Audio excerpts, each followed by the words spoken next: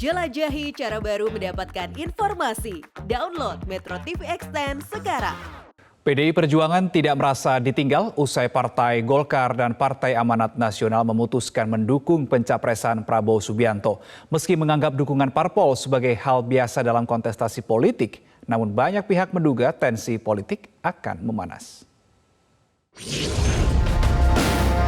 Dan kita di sini juga tidak malu-malu mengatakan bahwa kita adalah bagian dari tim dari pemerintahan yang dipimpin oleh Bapak Insinyur Haji Joko Widodo.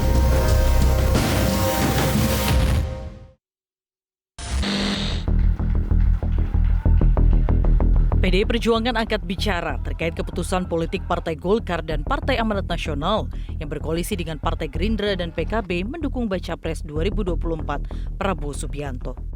Bendahara Umum PDI Perjuangan Oli Dondo Kambe tak mempersoalkan dukungan Golkar dan PAN tak berlabuh ke Ganjar Pranowo. Oli menduga kedua partai itu lebih nyaman bersama Gerindra dan PKB ketimbang dengan PDIP. Gubernur Sulawesi Utara itu menganggap sikap dukungan parpol terhadap salah satu capres sebagai hal biasa dalam kontestasi politik. PDIP pun tak merasa ditinggal. Oli mengingat saat dinamika Pilpres tahun 2014 lalu ketika banyak partai yang tidak bergabung bersama PDI Perjuangan saat Jokowi diamanatkan sebagai calon presiden. PDIP merasa tidak ditinggal ataupun tidak. Biasa aja. Politik kan konstelasinya kan biasa. Sama kayak 2014 juga kan begitu. Ya toh? Jadi koalisinya sama, pertarungannya masih sama. Oke, selama ini kan semua partai seperti PAN dan Golkar kan dekat ya Pak dengan PDIP. Ya semua dekat, semua partai kita dekat kok. Karena kita bersahabat di DPR dimanapun. Tapi kan pilihan-pilihan politik tentunya masing-masing punya pilihan sendiri.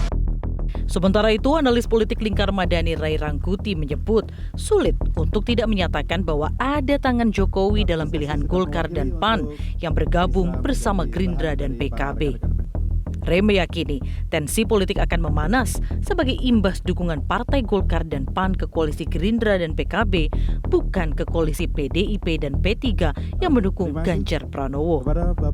Saya kira 1 tahun ke depan ini akan panas situasinya.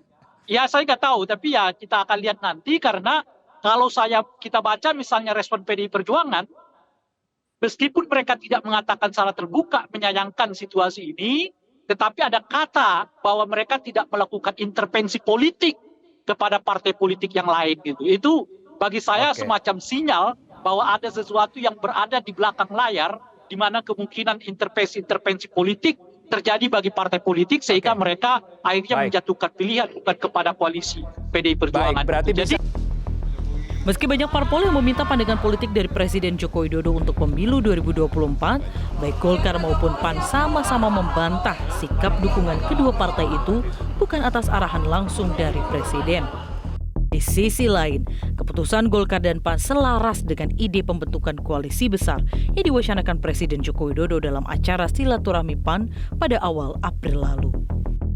Dari Jakarta, Tim Liputan Metro TV. Cara mudah mendapatkan informasi dengan satu sentuhan jari. Download Metro TV Extend.